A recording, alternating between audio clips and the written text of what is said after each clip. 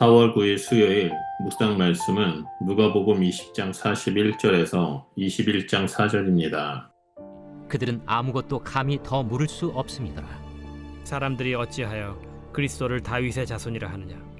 시편에 다윗이 친히 말하였으되 주께서 내 주께 이르시되 내가 네 원수를 네 발등상으로 삼을 때까지 내 우편에 앉았으라 하셨도다 하였느니라. 그런즉 다윗이 그리스도를 주라 칭하였으니 어찌 그의 자손이 되겠느냐.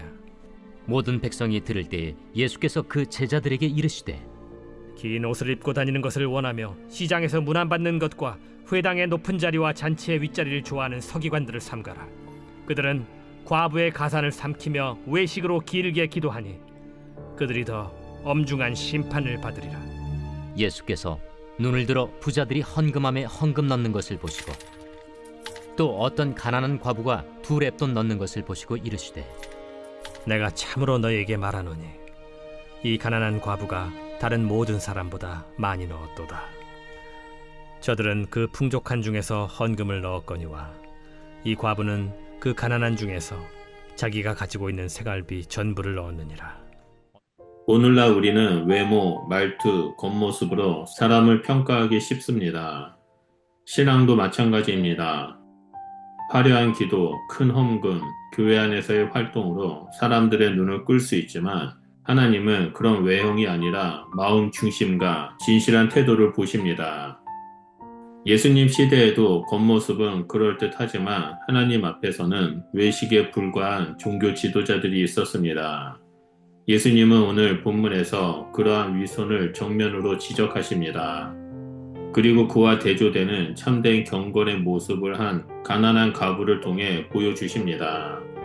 오늘 말씀은 우리에게 신앙의 본질이 무엇인지 되묻게 하고 하나님 앞에서 진정한 예배자가 누구인지 다시 생각하게 합니다.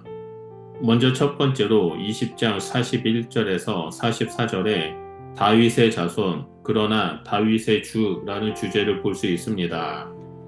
예수님께서는 예루살렘 성전에서 사람들을 가르치는 중에 종교 지도자들에게 매우 도전적인 질문을 던지십니다. 어찌하여 사람들이 그리스도를 다윗의 자손이라 하느냐? 이 질문은 단순한 신학적 질문이 아니라 예수님 자신이 누구인지에 대한 근본적인 정체성에 대한 질문입니다. 유대 백성은 메시아가 다윗의 후손으로 오리라는 예언을 믿고 있었고 예수님이 그 기대에 부합한다고 생각한 사람들도 있었습니다. 그러나 예수님은 단순히 다윗의 육적인 자손이 아니라 다윗조차도 내 주라고 부를 만큼 높으신 존재이심을 밝힙니다. 시편 110편 1절을 인용하시며 주께서 내 주께 말씀하시기를 내가 너의 원수를 너의 발등상이 되게 하리라 하셨도다 라는 구절을 언급하십니다. 이 말씀은 예수님이 단순한 인간이 아니라 하나님의 아들이며 만왕의 왕이심을 보여줍니다.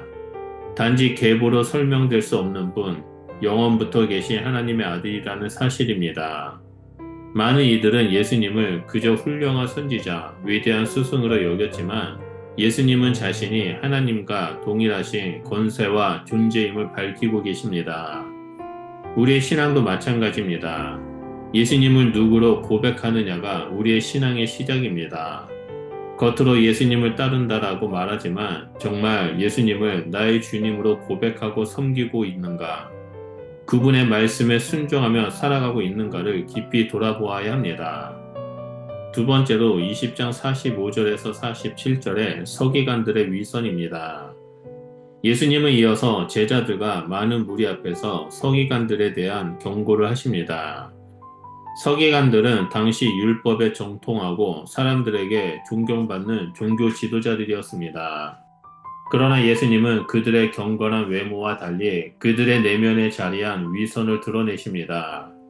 긴 옷을 입고 다니며 사람들로부터 인사받기를 즐기고 회당과 잔치 자리에서 윗자리를 차지하려는 그들의 태도는 겉모양은 경건하나 실제로는 교만과 자기 가시로 가득 찬 것이었습니다. 더 심각한 것은 그들이 과부의 가산을 삼킨다는 사실입니다. 당시 과부는 보호받아야 할 약자였고 율법은 그들을 특별히 돌볼 것을 명령했지만 서기관들은 오히려 그들을 착취했습니다. 겉으로는 길게 기도하며 경건한 척 하지만 그 속은 탐욕과 이기심으로 가득했던 것입니다. 예수님은 이런 이들이 더 큰 심판을 받으리라 라고 선언하십니다. 하나님은 위선을 가장 싫어하십니다. 겉으로는 거룩해 보이는 종교적인 행위가 실제 삶과 일치하지 않을 때 그것은 신앙이 아니라 위선입니다. 오늘날 교회 안에서도 이러한 모습이 반복되고 있는 것이 아닌지 성찰해야 합니다. 우리는 얼마나 자주 사람들에게 인정받기 위해 혹 나 자신을 높이기 위해 신앙의 행위를 하지 않았는지 살펴보아야 합니다. 기도, 예배, 헌신이 진정 하나님을 향한 마음에서 비롯되었는지 돌아봐야 합니다. 하나님은 사람의 눈이 아니라 중심을 보십니다. 마지막 세 번째로 1절에서 4절의 가부의 두 랩돌입니다. 이제 예수님은 성전에서 헌금하는 사람들을 주목하십니다. 많은 부자들이 헌금함에 풍족한 헌금을 넣습니다. 그들은 아마도 사람들의 시선을 의식하며 자신들의 부를 가시하고자 하는 마음이 있었을 것입니다. 그런데 한 가난한 가부가 와서 두 랩돈을 넣습니다. 당시 랩돈은 가장 작은 화폐 단위로 두 랩돈은 오늘날 화폐 가치로는 몇 센트에 불과한 가치였습니다. 그러나 예수님은 이 가부의 헌금을 가장 크게 보셨습니다. 예수님은 이 가부는 그들 모두보다 많이 넣었도다 라고 말씀하십니다. 왜냐하면 부자들은 남은 것 중에서 드렸지만 이 가부는 자신의 전부, 곧 생활비 전체를 하나님께 드렸기 때문입니다. 이 말씀은 하나님께 드리는 예물이 단순한 금액이나 양이 아니라 그 안에 담긴 마음과 헌신의 정도가 중요하다는 것을 보여줍니다. 가부는 자신의 생명을 걸고 하나님께 헌신한 것입니다. 그녀는 하나님을 전적으로 신뢰했기에 전부를 드릴 수 있었고 자신의 생계보다 하나님의 영광을 우선시했습니다. 이것이 바로 참된 예배자의 모습입니다. 드림의 행위보다 더 중요한 것은 하나님을 향한 마음, 신뢰, 사랑, 헌신입니다. 가부는 아무도 주목하지 않았지만 예수님의 눈에는 가장 귀한 헌신자로 기록되었습니다. 오늘 본문은 예수님께서 우리에게 주시는 신앙의 거울과도 같습니다. 우리는 겉으로 보이는 것으로 자신이나 타인의 신앙을 평가하지만 하나님은 중심을 보십니다. 예수님은 단순한 메시아가 아니라 다윗조차도 주라 부른 하나님이시며 서기관들의 경건한 외모 이면의 위선을 낱낱이 드러내셨고 세상에서 보잘것없는 가부의 헌신을 누구보다 귀하게 여기셨습니다. 우리의 신앙은 본문에 나오는 서기관들, 종교 지도자들처럼 사람들한테 인정받고 행위적인 신앙을 하고 있는지 아니면 나의 주, 나의 하나님으로 고백하며 예수님을 따르는지 살펴봐야 합니다. 나는 경건한 척하며 사람들에게 보이려는 삶을 살고 있지 않은지, 나는 정말 하나님 앞에 전심을 다해 헌신하고 있는지 되돌아보기를 축복합니다. 예수님은 오늘도 우리의 중심을 보고 계십니다. 예수님 앞에 진실하고 정직하게 서는 것이 참된 신앙의 시작입니다. 그리고 예수님께 우리의 삶 전체를 드릴 수 있을 때 하나님은 그것을 가장 귀하게 받으십니다.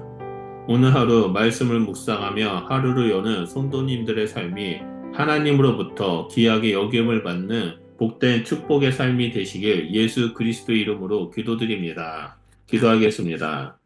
사랑의 주님, 사람의 눈이 아닌 중심을 보시는 하나님 앞에서 정직한 신앙으로 서기를 원합니다. 위선과 자랑이 아닌 겸손과 사랑으로 주님을 따르게 하시고 가난한 가부처럼 나의 삶을 온전히 드릴 수 있는 믿음을 허락하여 주시옵소서. 주님께서 받으시는 예배자가 되기를 소원합니다. 예수 그리스도 이름으로 기도드립니다. 아멘.